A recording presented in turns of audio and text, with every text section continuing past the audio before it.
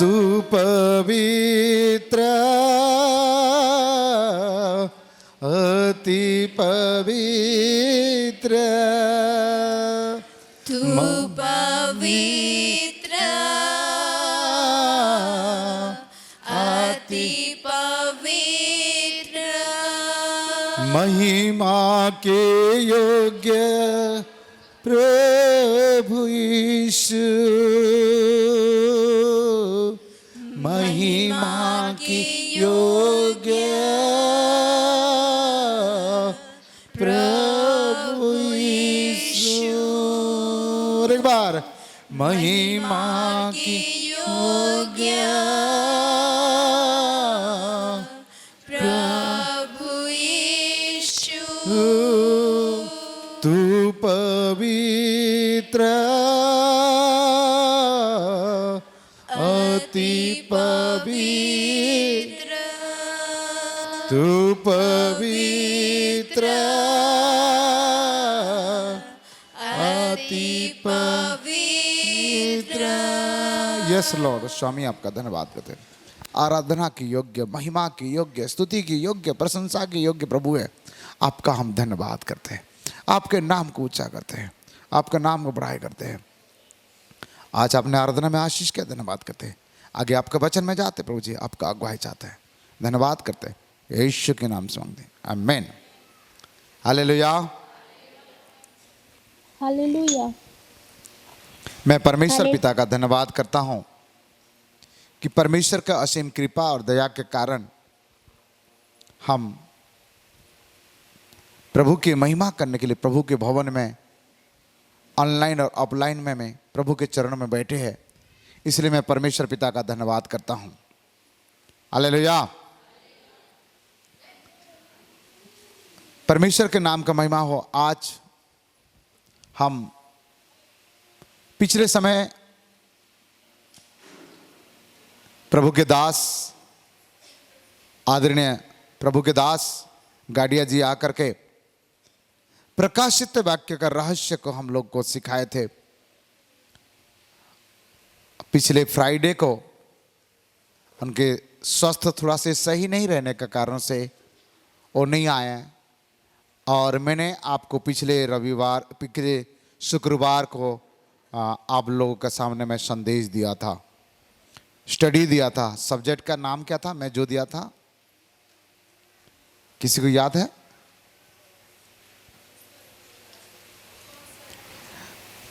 Mic रह के यदि मुंह में बोले तो मैं क्या कर सकता हूँ? कौन स्वर्ग नहीं जाएगा? कौन कौन स्वर्ग में नहीं जाएगा।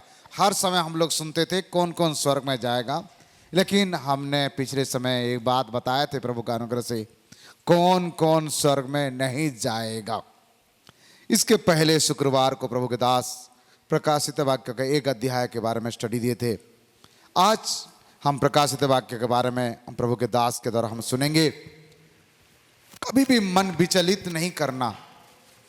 आप जिस पद, जिस शब्द, जिस प्रकाशन आपको छू जाता है, हालेलुया बोला क्या करिए, स्तुति करिए, तो ताकि आपको भी झपकी नहीं आएगा और आपका बाजू वालों को भी झपकी नहीं आएगा। कोई बात नहीं, आगे हम वचन सुनेंगे। कितना लोग वचन सुनने में तैयार है? जोर से बोले हालेलुया। एक बार ताली बजा के खुदा के महिमा करे। ताली बजाइए खुदा के लिए, खुदा के लिए ताली बजाइए, जोर जोर से, जोर जोर से, जोर जोर से खुदा के ताली गए, खुदा के नाम उच्चा करिए, वो प्रकाशन देने वाला। आइए प्रभु के दास को भी हम ताली बजा करके स्वागत करते हैं। यस सर, आगे का वचन के लिए। आप सबों को जय मसीह की। परमेश्वर पिता का मैं हृदय से धन्यवाद देता हूँ। आज की शाम मैं आप लोगों के साथ यहाँ पर इस संगति में भाग ले सकता हूँ, और जो प्रभु का अनुग्रह हुआ और प्रकाशित वाक्य से हम लोग सीख सकते हैं। पिछले सप्ताह मैं बीमार था, जैसे पासवान जी ने बताया, और आप लोगों ने मेरे लिए प्रार्थनाएं भी की। सो इन सब बातों के लिए मैं परमेश्वर का हृदय से धन्यवाद करता हूँ, आपका धन्यवाद करता हूँ। और आप लोगों ने मुझे यहाँ पर आमंत्रित किया, पास्टर जी ने आमंत्रित किया, और हम इस प्रकार से परमेश्वर के वचन से, प्रकाशित वाक्य से सीख सकते हैं, जो कि महत्वपूर्ण पुस्तक है, बाइबल की आखिरी पुस्तक है। और इसलिए हम परमेश्वर का धन्यवाद करते हैं जो उसने हमें ये अनुग्रह दिया। और ये मौका दिया। बहुत लोग हैं जो प्रकाशित वाक्य को पढ़ना नहीं चाहते हैं, क्योंकि वो प्रतीकात्मक भाषा में, सांकेतिक भाषा में लिखा हुआ है, और इसलिए कई बातें समझ में नहीं आती हैं, और समझ में नहीं आती हैं करके लोग जो है छोड़ देते हैं। लेकिन परमेश्वर का आत्मा इन सब बातों को प्रकट करता है, और आज हम लोग उसी में से कुछ बातों को फिर से देखेंगे। रिविलेशन या प्रकाशित वाक्य का मतलब यह है कि कोई चीज़ पर्दा डला है, और पर्दा को अपन क्या करते हैं, खोल देते हैं, तो सारी बातें जो हैं स्पष्ट हमको दिखाई देती हैं। तो यही काम हम लोग करने जा रहे हैं प्रकाशित वाक्य के अध्ययन के द्वारा। सो मैं फिर से पास्टर जी का और आप सबों का हृदय से धन्यवाद करता हूँ, परमेश्वर का धन्यवाद करता हूँ। और यहाँ पर जो सिस्टम लगा हुआ है उसके लिए मैं परमेश्वर का धन्यवाद करता हूँ। और जो यहाँ पर सिस्टम है, मैंने कहा था पास्टर जी से मैं तैयारी करके आऊँगा, लेकिन मेरे स्वास्थ्य में कमी के कारण से मैं उसकी तैयारी नहीं कर सका। घर में जो हमारा लैपटॉप है उसमें वो पुराना है, तो कल हम लोग कोशिश कर रहे थे और उसमें वायरसेस हैं। तो मेरे बेटे ने कहा ये वायरस जो है वहाँ पेन ड्राइव से फिर उनके कंप्यूटर में चला जाएगा, ये अच्छा नहीं है, तो इसको अपडेट करना ज़रूरी है। और ऐसे करके हमारा काम जो है रुक गया। तो आगे के समय के लिए हम पूरी तैयारी के साथ आएंगे, ताकि हम यहाँ पर पर्दे पर भी हम इन बातों को देख सकें। सो प्रभु का हम फिर से धन्यवाद करते हैं आज के दिन के लिए। आइए हम लोग परमेश्वर के वचन पर हम ध्यान करेंगे। प्रकाशित वाक्य को एक का एक अध्याय हमने शुरू किया। प्रकाशित वाक्य जो है हम 3 भागों में उसको बांट सकते हैं। पिछले समय में मैंने बताया था कौन से पद से मैंने बताया था, प्रकाशित वाक्य 1 अध्याय का 19 पद। जरा पढ़ेंगे, है ना, वहाँ लिखा है, इसलिए जो बातें तूने देखी हैं और जो बातें हो रही हैं और जो बातें इसके बाद होने वाली हैं उन सब को लिख ले। ये प्रकाशित वाक्य कहाँ से आया है या कौन दिया? परमेश्वर ने दिया। परमेश्वर ने किसको दिया? यीशु मसीह को। यीशु मसीह ने किसको दिया? स्वर्गदूत को। स्वर्गदूत ने किसको दिया? मैसेंजर या पास्टर को या किसी कलीसिया के अगुवे को। तो ये इस प्रकार से 4 स्टेज में हम तक पहुंचा है, कलीसिया तक पहुंचा है, और इसलिए प्रकाशित वाक्य परमेश्वर से है ना। पहला पद में हम लोग यही पढ़ते हैं, यीशु मसीह का प्रकाशित वाक्य जो उसे परमेश्वर ने इसलिए दिया। तो किसने दिया प्रकाशित वाक्य को? परमेश्वर ने दिया, है ना। परमेश्वर का धन्यवाद हो, कितनी बड़ी बात है। और उसी को हम लोग पढ़ते जा रहे हैं। तो प्रकाशित वाक्य 1:19 में हमने देखा, इसलिए जो बातें तूने देखी हैं, जो बातें हो रही हैं और जो बातें होने वाली हैं। तो जो देखी, जो हो रही हैं, जो होने वाली हैं, 3 भागों में हम इसको बांट सकते हैं। तूने क्या देखी? तो यूहन्ना क्या देखा? इसका लेखक है यूहन्ना। और यूहन्ना कहाँ पर है? पतमुस नाम टापू में। पतमुस नाम टापू कहाँ पर? तुर्की में। और वो सजा भुगत रहा है प्रभु यीशु मसीह के सुसमाचार की सेवा के लिए। और वहाँ पर सेवकाई करते हुए उसको जो सजा हुई है, एकांत जगह में प्रभु यीशु मसीह ने उसको दर्शन दिया, और उस दर्शन के द्वारा से उसको जो बातें प्रकाशित की गई उन बातों को उसने लिख दिया। तो यहाँ पर 19 पद में हम पढ़ते हैं, 1 के 19 में, जो बातें तूने देखी हैं। तो क्या देखी उसने? पिछले सप्ताह मैंने बताया था, पिछले समय में क्या देखा उसने, क्या दिखाया गया उसको? 7 लैंप स्टैंड्स या 7 दीवट।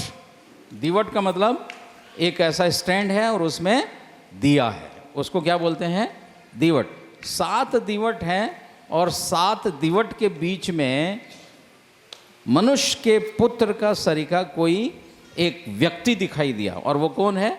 यीशु मसीह। ये बातें उसने देखी। उसके बाद जो हो रही हैं, आज हम लोग उसी को देखने जा रहे हैं। अध्याय 1 हमने ख़त्म कर दिया पिछले सप्ताह। आज हम लोग दूसरे और तीसरे अध्याय में 7 कलीसियाओं का वर्णन, 7 कलीसियाओं को जो लिखा गया पत्र है उसको हम लोग देखने जा रहे हैं। तो 7 कलीसियाओं को जो लिखा गया पत्र है उसमें 7 कलीसियाओं के बातें वहाँ पर लिखी गई हैं। देखिए, प्रभु यीशु मसीह दीवट के बीच में घूम रहा है।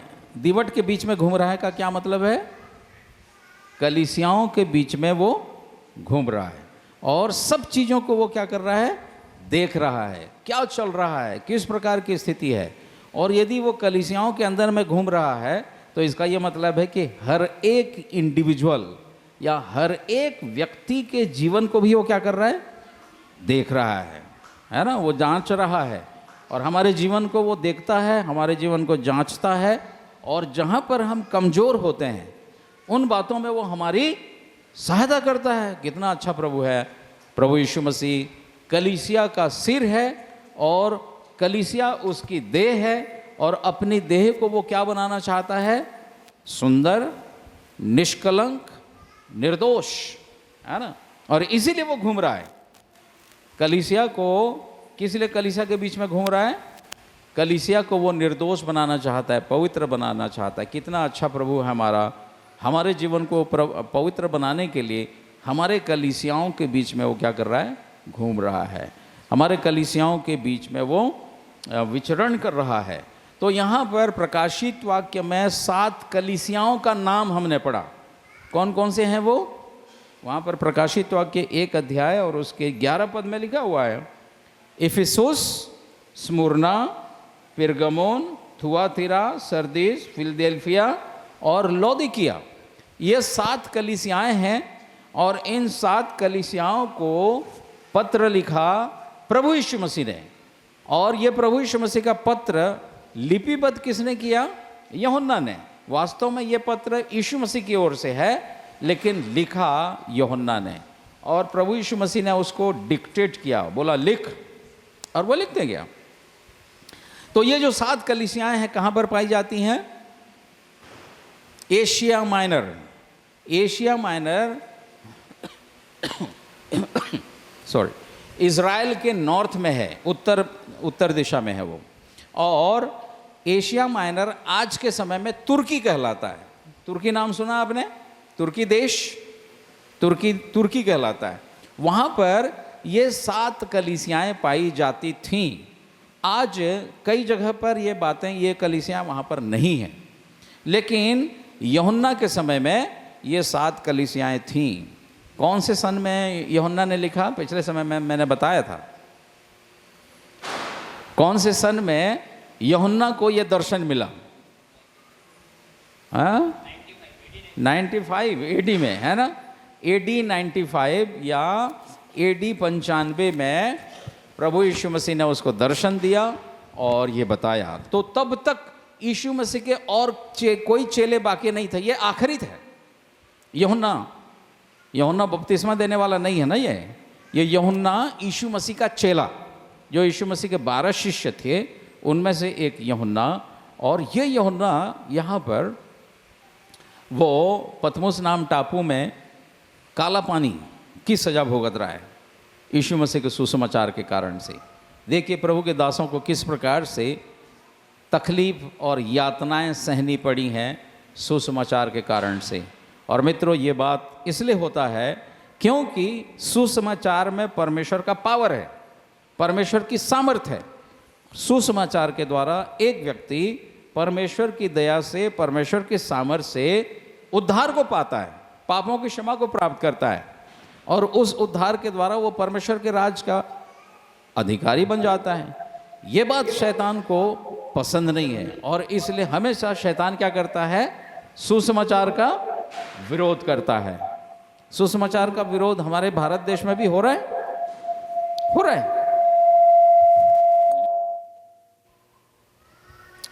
सुसमाचार का विरोध हमारे भारत देश में भी हो रहा है, हमारे प्रदेश में भी हो रहा है।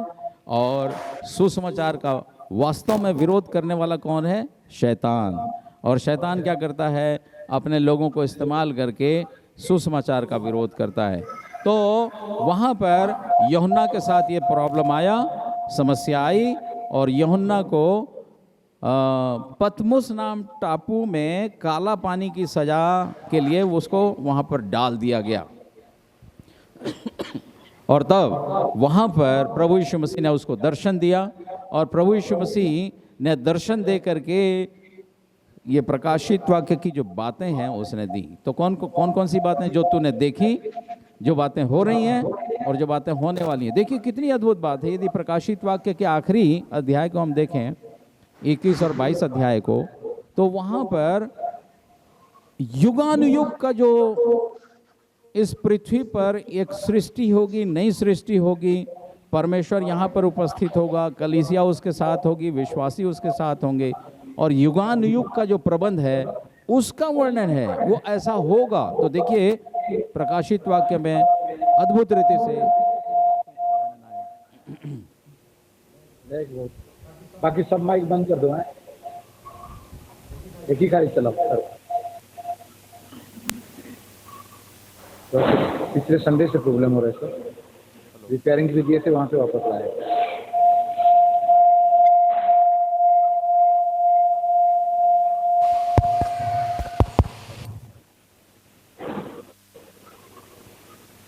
Hello hello hello hello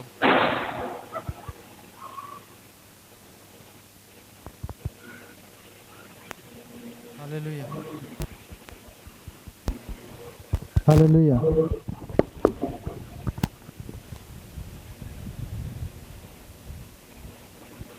hello.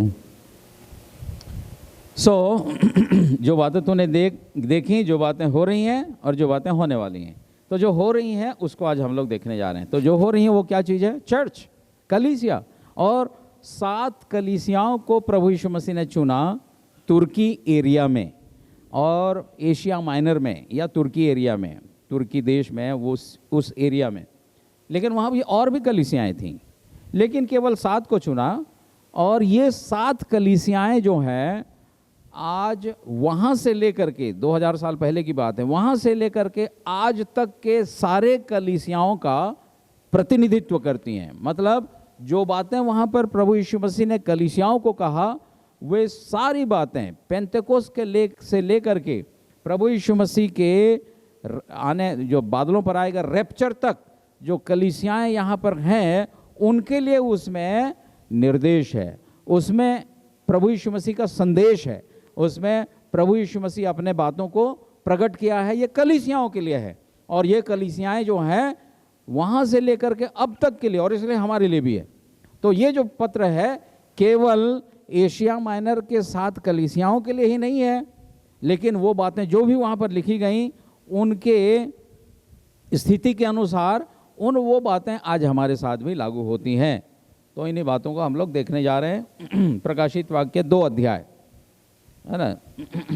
7 कलीसियाएँ, वो क्या चीज़ है? 7 कलीसियाएँ, जो प्रतीकात्मक शब्द इस्तेमाल हुआ है वो है 7 दीवट।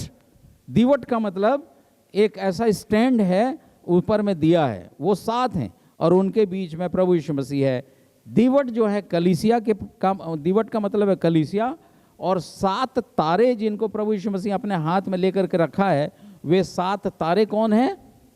कलीसिया के दूत। कलीसिया के दूत। ये कलीसिया के दूत कौन हैं? या तो वो पास्टर हो सकता है, या उस कलीसिया का अगुवा हो सकता है, या वहाँ का कोई भी एक व्यक्ति जो अगुवा है, एक जन हो सकता है, या वो एक से ज़्यादा भी हो सकते हैं। तो इस प्रकार से हम देखते हैं ये पत्र जो है कलीसिया को प्रभु यीशु मसीह ने दिया। यदि लीडर को दिया है कलीसिया के, तो लीडर के माध्यम से कलीसिया में जाना है। तो हर चीज़ में हम एक बात को देख सकते हैं, लीडर के पास पहुंचा पत्र, और उस लीडर के द्वारा से, अगुवे के द्वारा से कलीसिया में आया है। तो कलीसिया के हर एक व्यक्ति के लिए भी है, साथ ही साथ लीडर के लिए भी है। अब हम देखेंगे इफिसुस प्रकाशित वाक्य, उसका 2रा अध्याय, और उसके पहला जो कलीसिया है वो है इफिसुस। इफिसुस के बारे में हम देखने जा रहे हैं। 2रा अध्याय 1 पद से लेकर के 7 पद तक इफिसुस को लिखा गया जो पत्र है उसको हम लोग यहाँ पर अध्ययन करने जा रहे हैं। इफिसुस की कलीसिया के दूत को यह लिख, पौलुस बोल रहा है, प्रभु यीशु मसीह बोल रहा है किसको? इफिसुस, यूहन्ना को बोल रहा है, इफिसुस की कलीसिया के दूत को लिख। इफिसुस की कलीसिया के दूत को लिख। बहुत ही सुंदर बात है कितनी बड़ी बात है कि प्रभु यीशु मसीह लिखने के लिए सीधा बोल रहा है। बाकी जो वचन है वो परमेश्वर के आत्मा की प्रेरणा से रचे गए हैं, लेकिन यहाँ पर यीशु मसीह क्या बोल रहा है? सीधा लिख। क्या लिखने के लिए कहा? जो सातों तारे अपने दाहिने हाथ में लिए हुए है और सोने की सातों दीवटों के बीच में फिरता है, वह यह कहता है। तो देखिए, यीशु मसीह पहले अपना इंट्रोडक्शन दिया, यीशु मसीह अपना थोड़ा परिचय दिया, और ये परिचय जो है कहाँ पर हमको मिलता है? पहला अध्याय में ही पहले से है।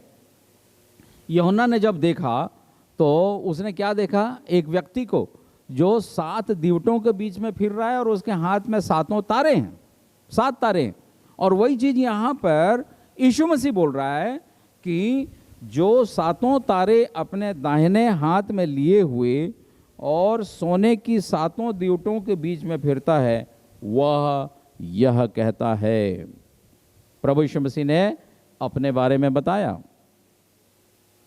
और तब उसने क्या कहा? वह यह कहता है, मैं तेरे काम, तेरे परिश्रम, तेरे धीरज को जानता हूँ, और यह भी कि तू बुरे लोगों को देख नहीं सकता, और जो अपने आप को प्रेरित कहते हैं और हैं नहीं, उन्हें तूने परख कर झूठा पाया। प्रभु यीशु मसीह इफिसुस की कलीसिया को जानते हैं, हर एक कलीसिया को जानते हैं, हमारी कलीसिया को जानते हैं, हमारे जीवन को जानते हैं। तो उन्होंने क्या कहा? देख, मैं तेरे परिश्रम को और तेरे काम, तेरे परिश्रम, तेरे धीरज, और यह भी कि तू पूरे लोगों को देख नहीं सकता, और जो अपने आप को प्रेरित करते हैं और हैं नहीं, तूने परख कर झूठा पाया। इफिसुस, इफिसी, अंग्रेजी में हम लोग इफिसियों ऐसा करके पढ़ते हैं। तो इफिसुस या इफिसियों जो है वो एक शहर है। यहाँ पर जो 7 कलीसियाएँ हैं, 7 कलीसियाओं का नाम शहर के अनुसार से, जैसे यहाँ पर हमारे शहर का नाम क्या है? रायपुर। तो रायपुर की कलीसिया, ऐसा होता। यहाँ पर 7 नाम हैं, तो ये 7 शहरों के नाम हैं, और उन शहरों में जो कलीसियाएँ थीं उनको लिखा गया पत्र है। तो वहाँ पर एक शहर में, जैसे इफिसुस है, इफिसुस में एक बड़ा शहर है, और बड़ा शहर यदि है तो कलीसियाएँ जो हैं वहाँ पर होंगी। एक कलीसिया हो सकती है, या एक से और ज़्यादा छोटे छोटे कलीसियाएँ भी हो सकती हैं, लेकिन सब इफिसुस की कलीसिया है, और सब कलीसियाओं में एक प्रॉपर, एक बहुत ही अच्छा एकता था। तो वहाँ पर ये लिखा है कि इफिसुस की कलीसिया जो है वो एक बड़ा शहर था उस समय में, और इफिसुस की कलीसिया में एक बहुत ही एक बड़ा मंदिर था, और उसको डायना का मंदिर बोलते हैं। डायना जो है एक देवी है, और उसका दूसरा नाम है अर्तिमिस। और उस समय जो रिलीजियन या जो धार्मिक बातें वहाँ पर चल रही थीं, उनमें सबसे ज़्यादा फेमस, सबसे ज़्यादा विख्यात था इफिसुस, जहाँ पर डायना का मंदिर था, और सारे जगत में उसकी ख्याति थी। अब देखिए एक पद, प्रेरितों के काम और उसका 19 अध्याय, प्रेरितों के काम 19 अध्याय।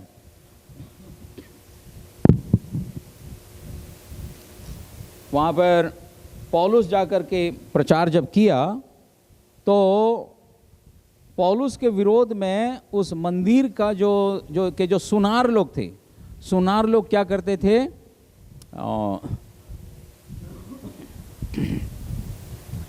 प्रेरितों का काम 19 का 23, आप ये कर रहे हैं क्या?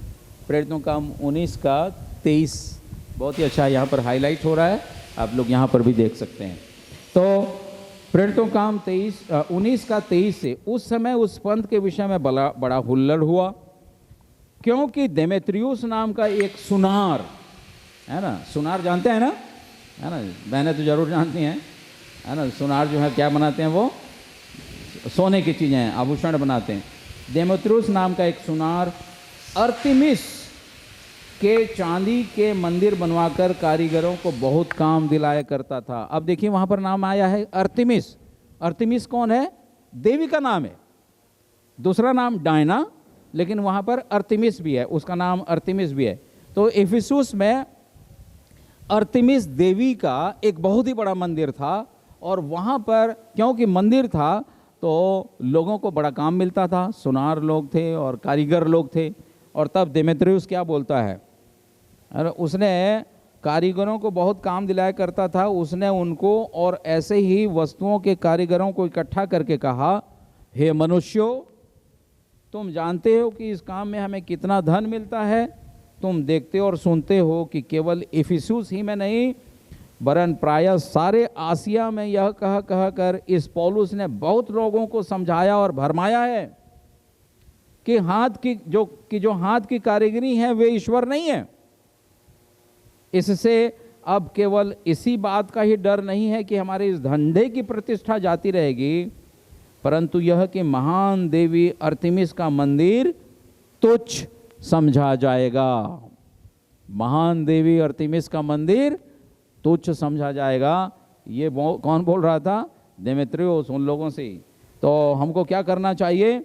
महान देवी अर्तिमिस का मंदिर तुच्छ समझा जाएगा, जिससे सारा आसिया का मतलब एशिया, सारा आसिया और जगत पूछता है और उसका महत्व भी जाता रहेगा। जब ऐसा बोला उसने तो क्या हुआ वहां पर? 28 पद, वे यह सुनकर क्रोध से भर गए और चिल्ला चिल्ला कर कहने लगे, इफिसियों की अर्तिमिस महान है, इफिसियों की अर्तिमिस महान है। ये लोग चिल्लाने लगे जब उस देमेत्रियुस ने इस प्रकार से लोगों को समझाया। तो इफिसी जो है वो एक ऐसा शहर था जहाँ पर एक बहुत ही बड़ा मंदिर अर्तिमिस देवी का था। और पौलुस जब सुसमाचार प्रचार कर रहा था तो लोगों का ध्यान सुसमाचार की ओर जा रहा था, लोग उद्धार पाते जा रहे थे और वहाँ पर अर्तिमिस के मंदिर से उन लोग वापस चले जा रहे थे। तो देमेत्रियुस जो है इससे चिंतित हो गया। ऐसा होने से क्या होगा? हमारा जो धंधा है चौपट हो जाएगा। और ये जो पौलुस है आ करके समझा रहा है कि जो हाथ की कारीगरी है वो ईश्वर नहीं है, ऐसा करके लोगों को भरमा रहा है, तो हमारा धंधा चौपट हो रहा है। और ऐसा बोलने से क्या हो गया? सब लोग देमेत्रियुस की बात माने और उसके बाद क्या बोलने लगे? चिल्लाने लगे, नहीं अर्तिमिस, इफिसुस की अर्तिमिस जो है वो क्या है? महान है। ऐसे जगह में पौलुस जाकर के प्रचार किया था। उसी कलीसिया को यहाँ पर पत्र लिखा जा रहा है। पत्र लिखने वाला कौन है? यूहन्ना, यीशु मसीह बोल रहा है ना। कब लिखने के लिए बोला? 95 ईस्वी सन में। पौलुस कब गया था? 40 साल पहले की बात है, प्रेरितों काम में जो हम पढ़ रहे हैं। तो देखिए 40 साल पहले वहां पर पौलुस ने प्रचार किया और उस सुसमाचार के द्वारा से इफिसी में एक कलीसिया स्थापित हुई है। भले ही वहां पर बड़ा मंदिर है और वहां पर के जो देवी है अर्तिमिस या डायना, उसको सारे लोग पूजते हैं, पूरी दुनिया के लोग जानते हैं, बहुत महान, बहुत प्रसिद्ध। लेकिन वहां पर कलीसिया भी है। Praise the Lord. कलीसिया क्या है? प्रभु यीशु मसीह की देह जो सत्य परमेश्वर को जानती है। और ये कलीसिया प्रभु यीशु मसीह की उपासना करती है, सत्य परमेश्वर की उपासना करती है। और ये कलीसिया जो है यहाँ पर परमेश्वर के कार्य को करने के लिए यहाँ पर रखी गई है। ये कलीसिया सुसमाचार प्रचार करती है और ये कलीसिया जो सुसमाचार प्रचार करती है, शैतान का सिंहासन हिल जाता है। लोग जो हैं प्रभु यीशु मसीह को ग्रहण करते हैं, विश्वास करते हैं और ये जो अंधकार के काम हैं वो हिल जाते हैं। अंधकार के कामों को प्रमोट करने वाले बिजनेस ठप हो जाते हैं। यही उनकी चिंता थी और उन्होंने विरोध किया पौलुस का।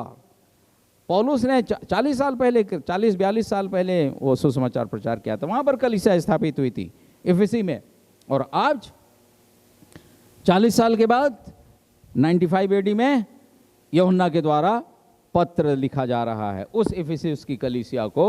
और तो अब वहाँ पर यीशु मसीह, देखिए यीशु मसीह सब बातों को जान रहा है। वहाँ पर 40 साल पहले जितने विश्वासी रहे होंगे उसमें से कई लोग मर गए होंगे, अभी नए और उनके साथ कई लोग आ गए होंगे। तब वहाँ पर यीशु मसीह उस कलीसिया को जान रहा है, कलीसिया को लिख रहा है ना। कलीसिया को स्थापित करने वाला कौन है? प्रभु यीशु मसीह है। पौलुस को इसने इस्तेमाल किया, लेकिन अभी कलीसिया को पत्र लिख रहा है। पौलुस ने भी कलीसिया को पत्र लिखा इफिसियों को।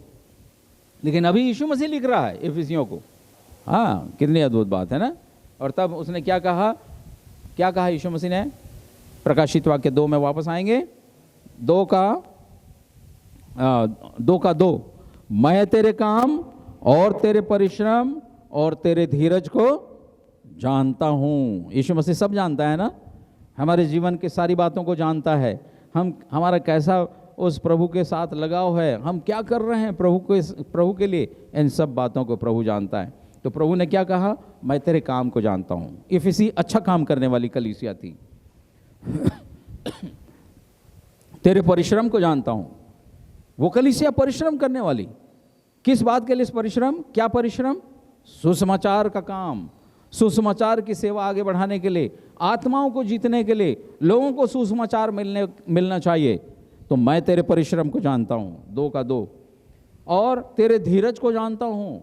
धीरज मतलब परिस्थितियाँ कठिन हो जाती हैं जब हम सुसमाचार के लिए परिश्रम करते हैं, कई प्रकार के रुकावट, कई प्रकार की समस्याएं, और उस समय में जो प्रभु के लोग हैं, जो सेवक हैं, वो क्या करते हैं?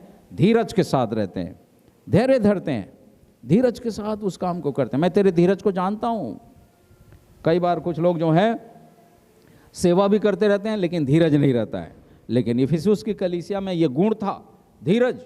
धीरज जो है वो किसका गुण है?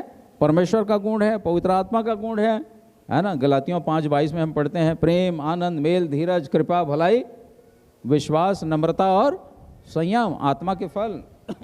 तो धीरज परमेश्वर का गुण है, और इस कलीसिया में वो परमेश्वर का गुण आया है, धीरज। मैं तेरे काम, तेरे परिश्रम, तेरे धीरज को जानता हूँ। मित्रों, हमारे जीवन को भी वो जानता है ना। धीरज जो है परमेश्वर का गुण है। कई बार हम लोग धीरज खो देते हैं, घर में भी कई बार हम लोग धीरज खो देते हैं ना, पति पत्नी के बीच में, परिवार के बीच में, कहीं पर कोई ऐसी बात होती है तो धीरज हमारा ख़त्म हो जाता है, और तब हम लोग चिल्लाने लगते हैं, डांटने लगते हैं, झगड़ा भी हो जाता है ना। यीशु मसीह ने कहा कि मैं तेरा धीरज जानता हूँ। बहुत ही सुंदर बात है। एफिसी की कलीसिया में एक गुण है, ईश्वरीय गुण है, हमारे अंदर में वो देखना चाहता है प्रभु। आपके अंदर में वो गुण है कि नहीं है? मैं जानता हूँ, यीशु मसीह जानता है। हम बोल सकते हैं नहीं मैं धीरज धरता हूँ, लेकिन यीशु मसीह जानता है हमारे अंदर में क्या क्या गुण हैं, किस प्रकार की हालत आज हमारे साथ है। तो उसने क्या कहा? मैं तेरे धीरज को जानता हूँ, और यह भी कि तू बुरे लोगों को देख नहीं सकता। अरे बहुत ही अच्छा, बहुत ही अच्छी कलीसिया, खरी कलीसिया है। बुरे लोगों को ये देख नहीं सकता है ना। कई बार हम लोग, thank you sir, thank you. कई बार हम लोग बुरे लोगों को देखते हैं और उसके बाद टॉलरेट करते हैं, चलता है, ठीक है, रहने दो। लेकिन ये कलीसिया बहुत अच्छी कलीसिया, बुरे लोगों को देख नहीं सकता। और तब उसके बाद और आगे क्या लिखा है? इसके बहुत सारे गुण हैं। इफिसुस की कलीसिया जो है आत्मिक रूप से बहुत ही धनी कलीसिया थी, बहुत ही अच्छी कलीसिया थी। और तो क्या होता है, बुरे लोगों को देख नहीं सकता, और जो अपने आप को प्रेरित कहते हैं और हैं नहीं, तूने परख कर झूठा पाया। अरे ये तो और पहुंची हुई कलीसिया है। कैसे है ये? प्रेरितों को ये परख लेते हैं। प्रेरित बोलने से कौन लोग हैं?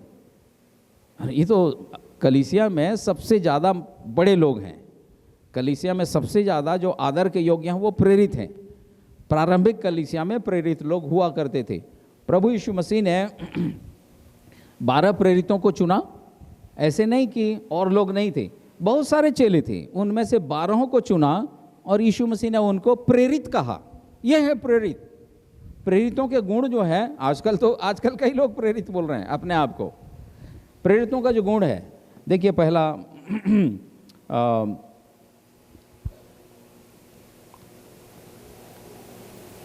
प्रेरितों का काम 1 अध्याय और उसका 21 और 22 पद। कोई पढ़े? प्रेरितों के काम 1 अध्याय और उसका 21 और 22 पद।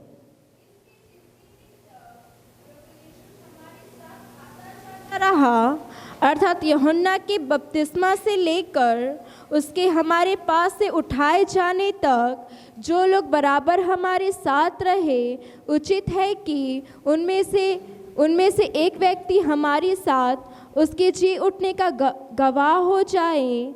तब उन्होंने दो को खड़ा किया, एक यूसुफ को जो बरसबसा कहलाता है, जिसका उपनाम यूस्तुस है, दूसरा मत्तियाह को, और यह प्रार्थना की, हे प्रभु, तू जो सबके मन जानता है, यह प्रकट कर कि इन दोनों में से तूने किसको चुना है कि वह इस सेवकाई और प्रेरिताई का पद ले जिसे यहूदा छोड़कर अपने साथ को चला गया।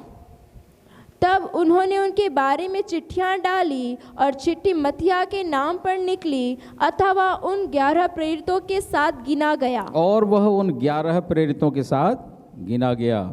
11 प्रेरित अभी बचे हैं, एक जन मिसिंग है। कौन है वो मिसिंग? कौन है जो अभी यहाँ पर 11 में नहीं है? यहूदा, जिसने यीशु मसीह को क्या किया? पकड़वा दिया और वो फांसी लगा लिया। तो वहाँ पर पतरस बोलता है कि भाई हम लोग 11 हैं, लेकिन यीशु मसीह ने 12 चुना था, तो एक की पूर्ति हम करें। तो जितने और चेले प्रभु यीशु मसीह के साथ साथ रहे और आँखों से उसको देखा और उसके साथ साथ रहने का जो अनुभव है, खाया पिया प्रभु के साथ, ऐसे लोगों में से एक जन को चुन करके क्या बोलेंगे उसको? प्रेरित। तो यहाँ पर लिखा है 26 पद में, चिट्ठियाँ डालीं और चिट्ठी मत्तियाह के नाम पर निकली और वह उन 11 प्रेरितों के साथ गिना गया। तो प्रेरित कौन थे? वे लोग जो प्रभु यीशु मसीह के साथ रहने का जिनको अनुभव था और जिन्होंने देखा। उसके बाद पौलुस को भी हम प्रेरित के रूप में जानते हैं और सबसे ज़्यादा बड़ा जो सेवा किया वो तो पौलुस था, लेकिन प्रभु यीशु मसीह का दर्शन उसने पाया था। पहला कुरिन्थी उसका 9 अध्याय और उसके पहले पद में लिखा है,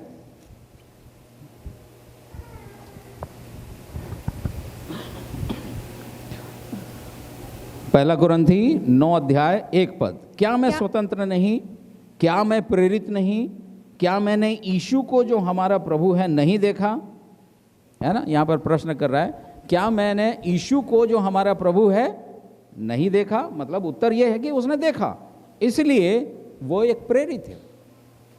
तो इफिसुस की कलीसिया में ये गुण है, ये आत्मा का वरदान है ना।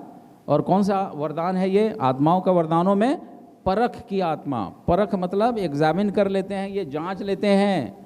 तो वापस आएंगे हम लोग प्रकाशित वाक्य में और 2 अध्याय, और वहाँ पर हम देखते हैं कि तूने क्या किया है, मुझे तूने अब जो अपने आप को प्रेरित कहते हैं, 2 पद का आखिरी भाग ना, जो अपने आप को प्रेरित कहते हैं और हैं नहीं। तो ऐसे लोग भी हैं जो प्रेरित नहीं हैं लेकिन अपने आप को क्या कहते हैं? प्रेरित कहते हैं। इफिसुस की कलीसिया के लोग उनको परख करके झूठा पाए, नहीं ये प्रेरित नहीं है। आज कलीसियाओं में इस प्रकार की बातें पाई जाती हैं। हमें सावधान रहने की ज़रूरत है, हमें जागरूक रहने की ज़रूरत है, और हमें जानना है कि वास्तव में प्रेरित के लक्षण और प्रेरित के गुण क्या हैं, है ना। इन बातों को हमें जानना अवश्य है ताकि हम सब बातों को ठीक से पहचानें। और जब हम परमेश्वर के वचन को ठीक से जानेंगे तो हम किसी को पहचान सकते हैं कि नहीं ये सही है या ये गलत है। इसका कारण ये है कि शैतान जो है वो क्या करता है, हमेशा लोगों को कन्फ्यूज़न में डालना चाहता है, लोगों को गुमराह करना चाहता है। गुमराह करने के लिए कई प्रकार की चीज़ों को ले आता है हमारे बीच में, लेकिन वे लोग जो वचन को जानते हैं वे गुमराह होने से बच जाते हैं और गलत बातों को छोड़ देते हैं और सच्चाई की बातों में वे आगे बढ़ते रहते हैं, है ना। यहाँ प्रेरितों के काम में 11 अध्याय, एक वचन मुझे याद आता है, प्रेरितों का काम 11 अध्याय, माफ़ करिए 17 अध्याय और उसका 11 पद।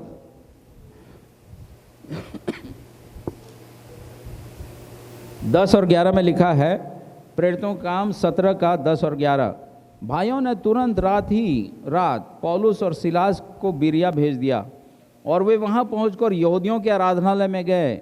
ये लोग तो थिस्सलुनीके के यहूदियों से भले थे और उन्होंने बड़ी लालसा से वचन ग्रहण किया और प्रतिदिन पवित्र शास्त्रों में ढूंढते रहे कि ये बातें यूं ही हैं कि नहीं। प्रचार कौन कर रहा है? पौलुस। लेकिन बिरिया के लोग पौलुस के वचन को सुन करके हाँ हाँ हाँ हाँ प्रेज द लॉर्ड, हालेलुया। कई बार हम लोग ऐसा करते हैं ना, कोई भी वचन आया और हम लोग क्या बोलते हैं? Praise the Lord, hallelujah. ठीक है, लेकिन हमको जांचने की ज़रूरत है, एग्जामिन करने की ज़रूरत है। तो पौलुस के वचन को बिरिया के लोग जांचते थे, ये जो पौलुस बोल रहा है सही बोल रहा है कि नहीं बोल रहा है। ये प्रभु हम जो कलीसिया के लोग हैं, हमको अपने वचन में इसी प्रकार से बढ़ाना चाहता है ताकि हम लोग सब बातों को जांचें और ठीक रास्ते पर, सच्चाई के रास्ते पर ठीक से आगे बढ़ सकें। क्योंकि कलीसियाओं के अंदर में भी शैतान बहुत सारे गलत बातों को, कंफ्यूज करने वाली बातों को, गुमराह करने वाली बातों को ले आता है। पौलुस ने ही इस बात को बोला था। देखिए प्रेरितों के काम में ही 20 अध्याय जरा देखिए, प्रेरितों का काम 20 और उसका 28 पद 29 पद, 20 का 29, प्रेरितों का काम। आप पढ़ो बेटा। मैं जानता हूँ कि मेरे जाने के बाद फाड़ने वाले भेड़िए तुम में आएंगे जो झुंड को ना छोड़ेंगे। पौलुस बोलता है, ये इफिसुस की बात थी। ये किनको बोल रहा था? 17 पद पढ़िए जरा, 20 का 17।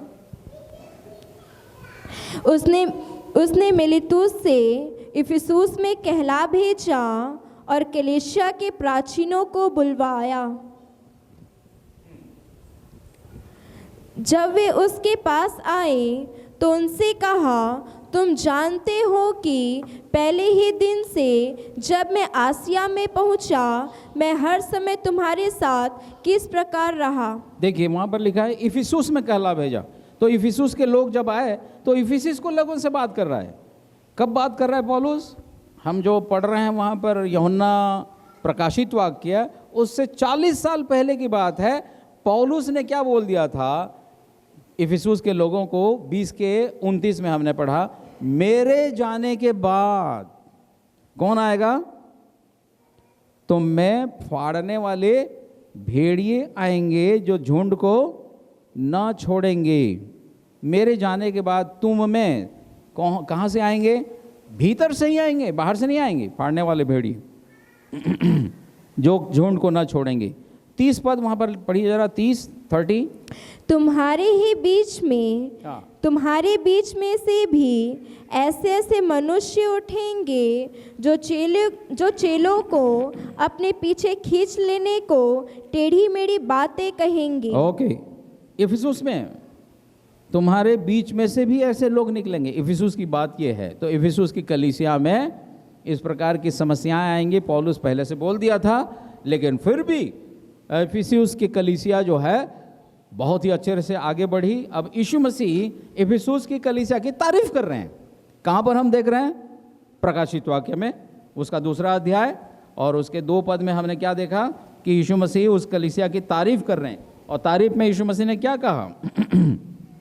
मैं तेरे काम, तेरे परिश्रम, तेरा धीरज जानता हूँ और यह भी जानता हूँ कि तू बुरे लोगों को देख नहीं सकता और जो अपने आप को प्रेरित कहते हैं और हैं नहीं, उन्हें तूने परख कर झूठा पाया। इसका मतलब आत्मिक वरदानों में इन लोग बहुत आगे पहुँचे हुए लोग थे और इसलिए प्रेरितों को, प्रेरित बोलने से कलीसिया में सबसे प्रथम जो ऊंचे लोग थे, जो कि ज्ञानवान थे, जिनको प्रकाशन मिला, प्रभु यीशु मसीह ने प्रकाश दिया, ये लोग उनको भी परख लेते थे। ये सही बोल रहे हैं कि नहीं बोल रहे हैं? तो झूठे प्रेरितों को ये पहचान लेते थे।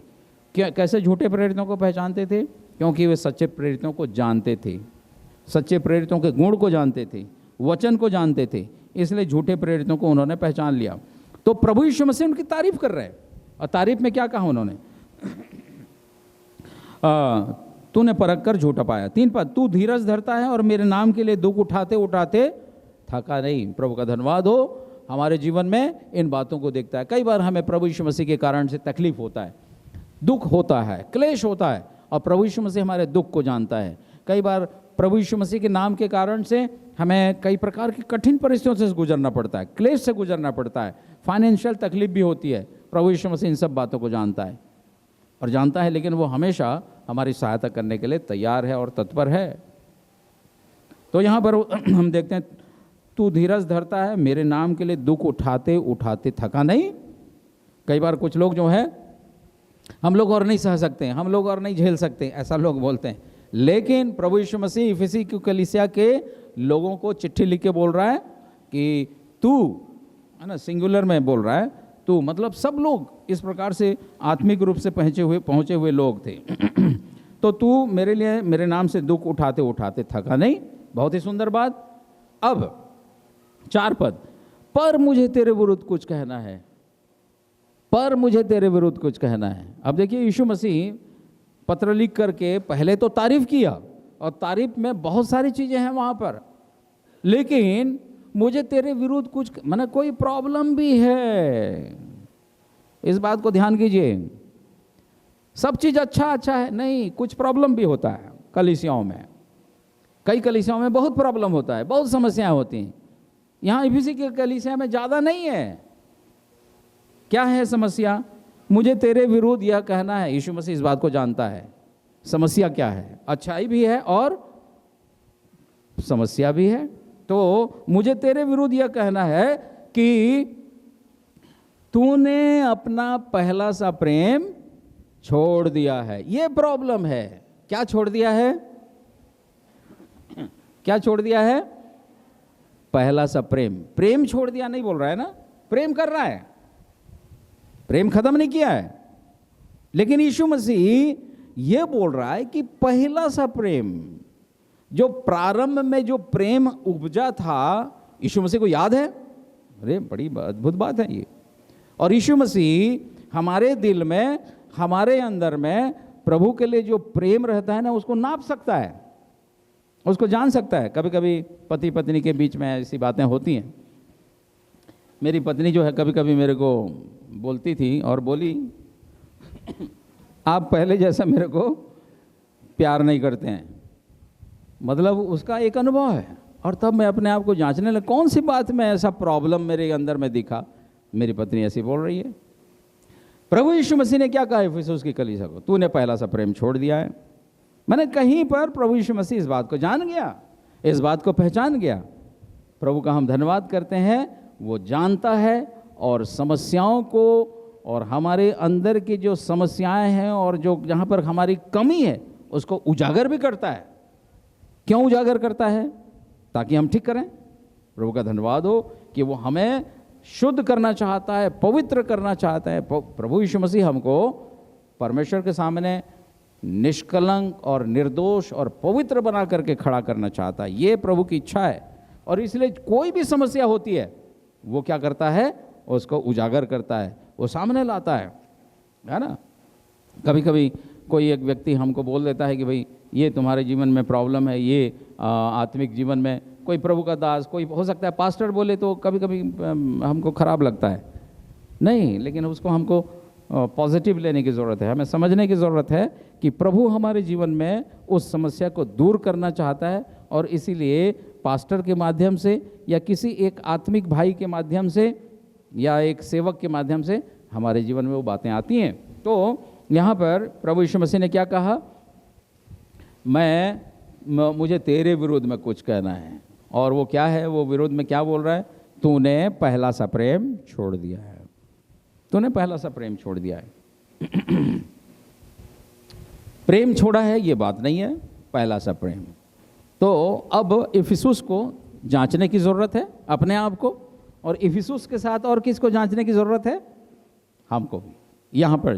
क्योंकि ये पत्र जो है सिर्फ इफिसुस के लिए नहीं है। क्योंकि आप देखिए 2 अध्याय और उसका 7 पद क्या लिखा है? 2 का 7 प्रकाशित वाक्य में। जिसके कान हो वह सुन ले कि आत्मा किससे कहता है? कलीसियाओं से, है ना। सिर्फ इफिसुस की कलीसिया नहीं है, चिट्ठी इफिसुस के नाम लिखा गया, लेकिन यीशु मसीह सब कलीसियाओं से बात कर रहा है। और सन प्रथम शताब्दी की जो कलीसियाएं थीं उनसे बात किया, फिर 2000 साल से जितनी भी कलीसियाएं बनती आ रही हैं सबसे यीशु मसीह इसी तरीके से बात कर रहा है। जो इफिसी को लिखा गया चिट्ठी है, पत्र है, उसके माध्यम से आज वो हमसे बात करता है। तो देखिए यहाँ पर हमने देखा कि तूने पहला सा प्रेम छोड़ दिया है, ये मुझे तेरे विरोध में कहना है, इसलिए 5 पद क्या लिखा है? 2 का 5, इसलिए स्मरण कर कि तू कहाँ से गिरा है। स्मरण कर कि तू कहाँ से गिरा है। अब देखिए प्यार थोड़ा सा कम हो गया प्रभु के लिए। उसको प्रभु क्या बोल रहा है? ये तुम्हारा आत्मिक गिरावट है, इसको ध्यान करने की ज़रूरत है। चलता है वाला नहीं है, नहीं, प्रभु उसको नापता है, प्रभु देखता है, प्रभु उसको क्या करता है? प्रकट करता है, और वो ये बोलता है इसलिए तू क्या कर इसलिए स्मरण कर कि तू कहाँ से गिरा है। रिमेंबर, स्मरण कर। आज हमें अपने जीवन में जांचने की ज़रूरत है। यदि ये वचन आपके पास आ रहा है, तूने अपना पहला सा प्रेम छोड़ दिया है, तो आप अभी स्मरण करें कि आपके जीवन में गिरावट कहाँ से आई है, कब शुरू हुआ, आपने ठीक किया कि नहीं किया। यदि नहीं किया तो वहाँ पर क्या बोलता है प्रभु यीशु मसीह? तू कहाँ से गिरा है इसको स्मरण कर, और अब क्या कर? मन फिरा, मन फिरा। अरे भाई, हम तो एक दिन मन फिराए थे और यीशु मसीह को ग्रहण किए, और उसके बाद हम कलीसिया बन गए, हम विश्वासी बन गए। लेकिन एक विश्वासी के लिए, कलीसिया के लिए फिर से मन फिराने की बात आ रही है। मतलब ये है कि प्रभु जब भी प्रकट करता है कि हमारे जीवन में कोई प्रॉब्लम है, समस्या है, तो हमें मन फिराने की ज़रूरत है। ये जो मन फिराव है, हमें प्रभु के साथ और ज़्यादा हमारा जो संगति है, हमारी जो संगति है, हमारा वो इंटीमेट कर देता है, वो घनिष्ठ हो जाता है जब हम मन फिराते हैं। यदि हम मन नहीं फिराएंगे, यदि ये लोग मन नहीं फिराएंगे, तो वो जो एक तो कांटा टाइप का चीज़ है, जो प्रभु यीशु मसीह और इफिसुस की कलीसिया के बीच में जो एक बाधा है, वो बना रहेगा। यीशु मसीह ने क्या कहा?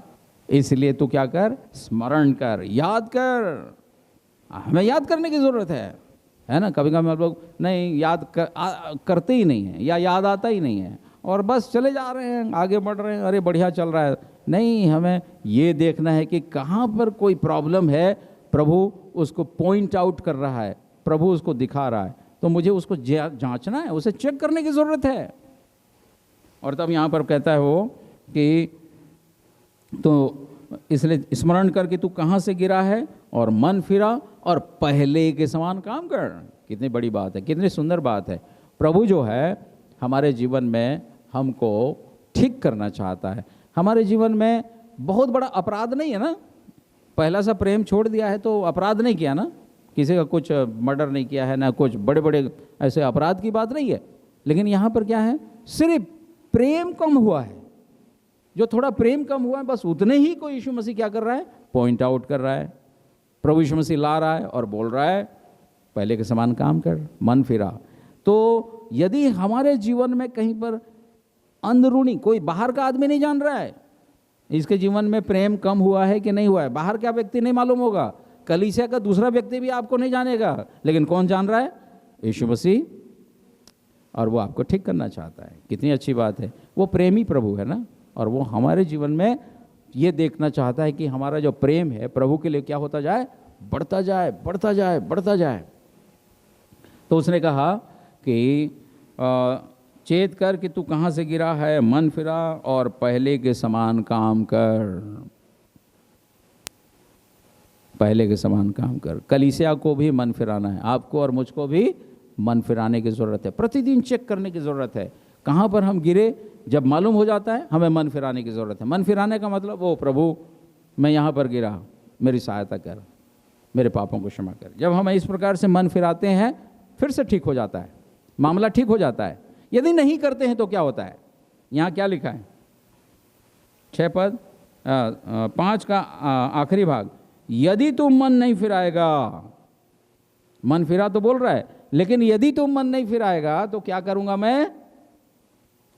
तेरे पास आकर तेरी दीवट को उसके स्थान से हटा दूंगा। यदि तुम मन नहीं फिराएगा, यदि तुम मन नहीं फिराएगा तो तेरे को मैं नरक में डाल दूंगा। ऐसा नहीं बोल रहा है प्रभु। ये तो बहुत अच्छी कलीसिया है, सिर्फ यही है कि प्रेम कम हुआ है। यीशु मसीह उसको जानता है, अंदरूनी बात है ये। लेकिन यीशु मसीह क्या बोल रहा है? मन फिरा। यदि मन नहीं फिराया तो क्या करूंगा मैं? तेरे दीवट को, दीवट किस लिए है? प्रकाश देने के लिए, गवाही देने के लिए, है ना। प्रभु यीशु मसीह का जो प्रकाश है दीवट के द्वारा, दीवट में एक दिया है, और ये दीवट जो है प्रभु यीशु मसीह के प्रकाश को, प्रभु यीशु मसीह की गवाही को, प्रभु यीशु मसीह के जीवन को यहाँ पर प्रकट करने के लिए हम दीवट हैं। कलीसिया जो है वो दीवट है। कलीसिया को क्यों रखा गया है? ताकि वो प्रभु यीशु मसीह की गवाही दे, प्रभु यीशु मसीह के सुसमाचार को प्रकट करे, प्रभु यीशु मसीह के जीवन को जी करके, है ना। यीशु मसीह कहा तुम पृथ्वी के नमक हो, तो नमक के अनुसार हमारा क्या हो? नमक के जैसा स्वाद हो, और तुम जगत की ज्योति हो। तो इस प्रकार से प्रभु यीशु मसीह की गवाही हमारे जीवन से प्रकट होती है। यदि ये काम हम नहीं करेंगे, यदि ये बात नहीं होएगी, तो क्या होगा? दीवट को हटा दूंगा। दीवट को हटा दूंगा का मतलब सॉरी, जो तुझे मैंने सेवा का स्थान दिया है, तुझे मैंने जहां रखा है, तुझको वहां से, उस सेवकाई से, उस स्थान से हटा दूंगा, कोई दूसरे को ले आऊंगा। तेरे द्वारा जो काम होना था, यदि वो ऐसा नहीं होगा तो मैं दूसरे को इस्तेमाल करूंगा। दीवट को हटा दूंगा का मतलब दूसरे के जीवन से, दूसरे के सेवकाई से, दूसरे की गवाही के द्वारा से मैं अपना काम करूंगा। यदि तू मन नहीं फिराएगा तो ऐसा होता है। बहुत सारे लोगों के जीवन में पहले बहुत अच्छा चल रहा था, लेकिन उन्होंने मन नहीं फिराया किसी बात में, और तब प्रभु ने उनके जीवन की गवाही और उनके जीवन के द्वारा जो काम होना चाहिए था उसको नहीं किया। दूसरे लोग बहुत बढ़िया आगे बढ़ रहे हैं। ऐसा होता है। मन फिराने की जरूरत है। किसको? चर्च को। और उसमें भी कैसा चर्च? इफिसुस की कलीसिया के जैसा चर्च। वाह। अब देखिए यहाँ पर क्या लिखा है आगे 6 पद पर। हाँ इसमें दे दीजिए। अच्छा 6 पद वहाँ लिखा है 2 का 6 ना।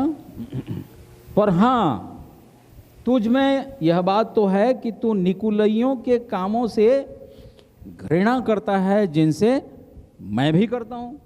जैसा मैं करता हूँ वैसा तेरे अंदर में भी एक बात है। और तू क्या करता है? निकुलइयों के कामों से घृणा करता है। यहाँ पर थोड़ा ये जो निकुलइयों हैं, ये हमारे यहाँ की बात नहीं है, इसलिए हमको समझ में नहीं आता ये निकुलइयों क्या है। तो जो बाइबल स्कॉलर्स हैं, बाइबल के जो विद्वान हैं, उनके द्वारा से ये हमें मालूम पड़ता है कि ये जो निकुलइयों हैं, ये उस समय में इस प्रकार की का एक सिस्टम था, सांसारिक पद्धति है, जिसमें देखिए उसको यदि निकुलइयों को देखें, निकाओ का मतलब होता है टू कॉन्कर या जीतने वाला, जीतना, निकाओ। और लाओस का मतलब लोग, सामान्य लोग, लेटी। तो वहाँ पर इस प्रकार का जो सिस्टम है, जिसमें वहाँ पर था और आज भी है। सिस्टम ये है कि कुछ लोग होंगे जो कि कृमि लोग होंगे या अगवे होंगे, और वे बाकी लोगों पर, जो सामान्य लोग हैं, उन पर वो क्या करेंगे? अधिकार चलाएंगे, उन पर रूल करेंगे, उन पर वे उनको वो इस प्रकार से उनके सामने में वे अगवे बनेंगे। ये इस प्रकार से जो ऑर्डिनरी बिलीवर्स हैं, जो सामान्य विश्वासी हैं, उनके ऊपर में एक ग्रुप होगा जो क्या होगा, अगुआ रहेगा, अधिकार जताएंगे, और बाकी लोग जो हैं सामान्य लोग होंगे, लेटी, लाओस, और वे उनके अधीन रह करके सीखेंगे। इस प्रकार का सिस्टम वहाँ पर उस दिन उन दिनों में चल रहा था। और प्रभु यीशु मसीह ने उसी को कहा, निकुलइयों की शिक्षा या निकुलइयों के कामों से तू क्या करता है, घृणा करता है, और मैं भी करता हूँ। निकुलइयों का मतलब क्या है, यहाँ पर कुछ लोग अगुवे हैं, बाकी लोग सामान्य हैं। अगुवे हमेशा सामान्य लोगों पर क्या करेंगे, अधिकार जताएंगे और उनको आज्ञा देंगे, और जो कुछ ये अगुवे बोल रहे हैं बाकी लोगों को वैसा ही मानना है। इस प्रकार का सिस्टम, इस प्रकार की जो प्रणाली है उस समय में कलीसियाओं के अंदर में थी। इससे प्रभु यीशु मसीह घृणा करते हैं, और इफिसुस की कलीसिया इस प्रकार के सिस्टम से सहमत नहीं थी, घृणा करती थी। और प्रभु यीशु मसीह ने कहा, मैं भी घृणा करता हूँ। तो कितनी अच्छी बात है ना। आजकल उस समय में कलीसियाओं में थी, आजकल भी कई जगहों पर ऐसा होता है कि एक ग्रुप होगा जो कि अगुवे होंगे, लीडर्स होंगे, लेकिन बाकी लोग होंगे सामान्य विश्वासी होंगे, और वो लीडर जो है सामान्य विश्वासियों को निर्देश देंगे, और उनके अनुसार से बाकी जो सामान्य विश्वासी हैं चलेंगे। जबकि कलीसिया का मतलब है हर एक विश्वासी प्रभु यीशु मसीह के लहू से धुल करके शुद्ध हुआ है, और हर एक विश्वासी परमेश्वर का संतान है।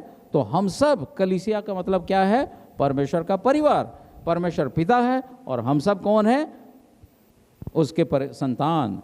तो हर एक का समान बराबर स्थान है। यहाँ पर निकुलइयों की जो शिक्षा है वो प्रभु इससे क्या करता है, घृणा करता है। प्रभु उन बातों को पसंद नहीं करता। इफिसुस की कलीसिया में ये गुण था कि उन लोग निकुलइयों के कामों से घृणा करते थे। अब तब उसके बाद 7 पद का था, जिसके कान हो वह सुन ले कि आत्मा कलीसियाओं से क्या कहता है, जो जय पाए।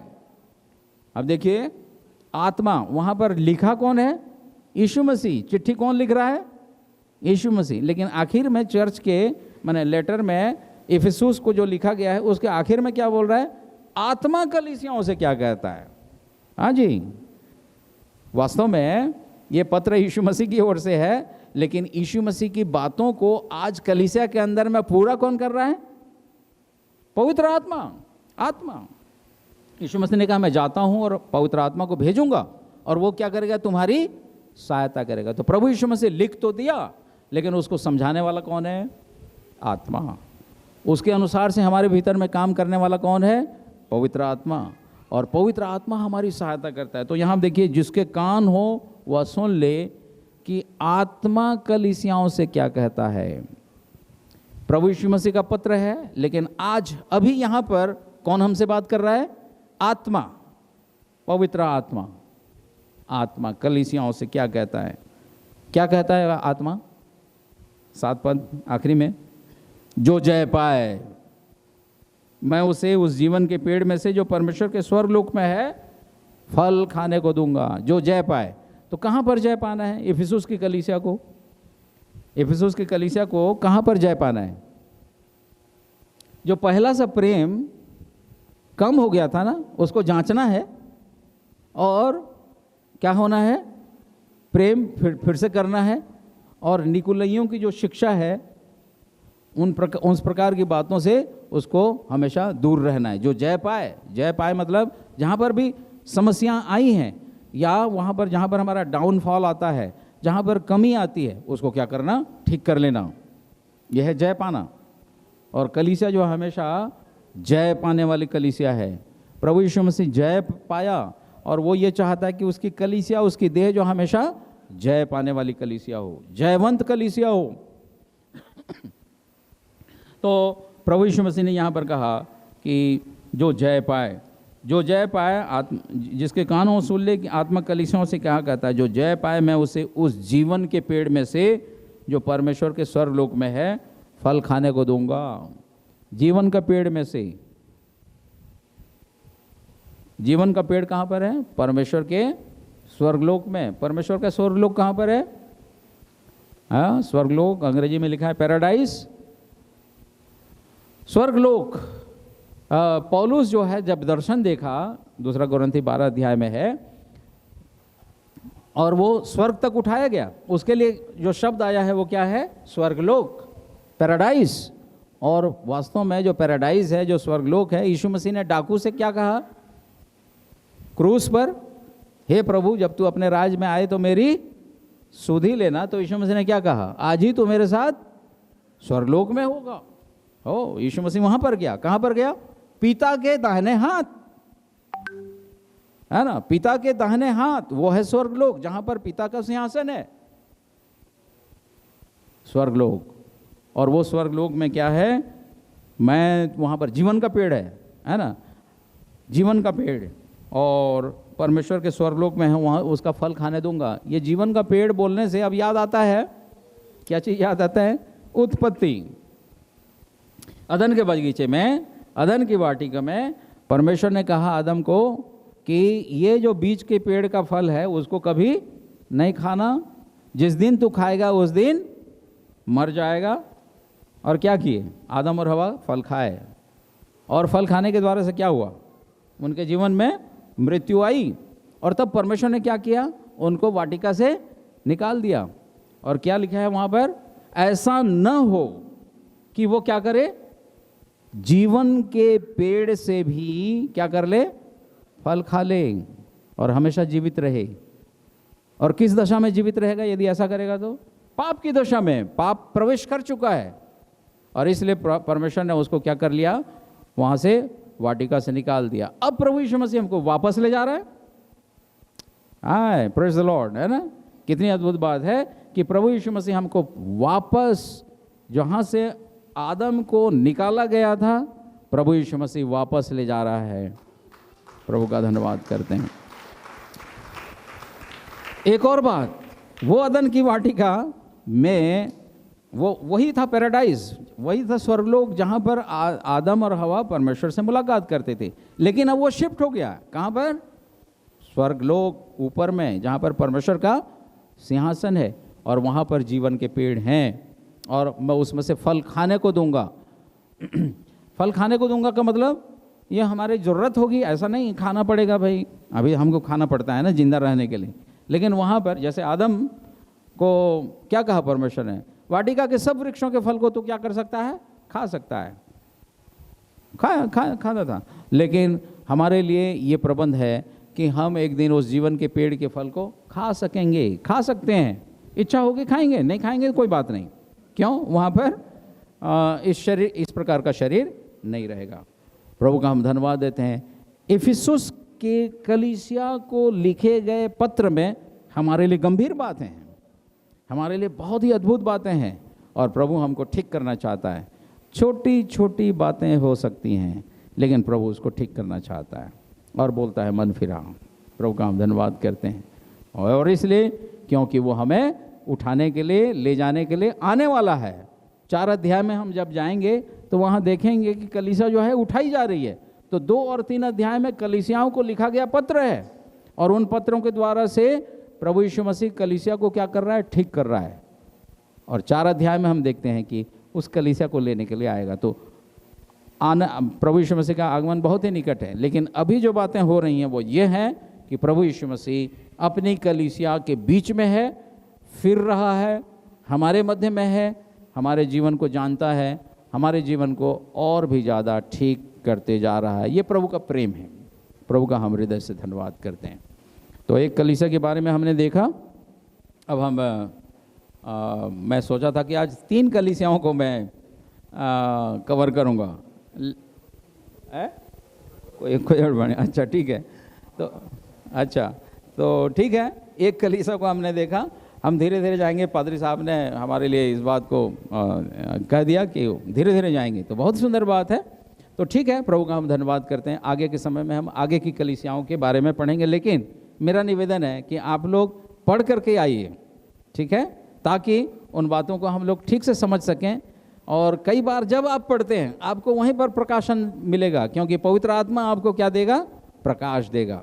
जो बातें नहीं समझ में आएंगी हम यहाँ पर समझेंगे। तो प्रभु इन बातों के द्वारा से आप सबों को बहुत ऐसे आशीष दें। Thank you so much.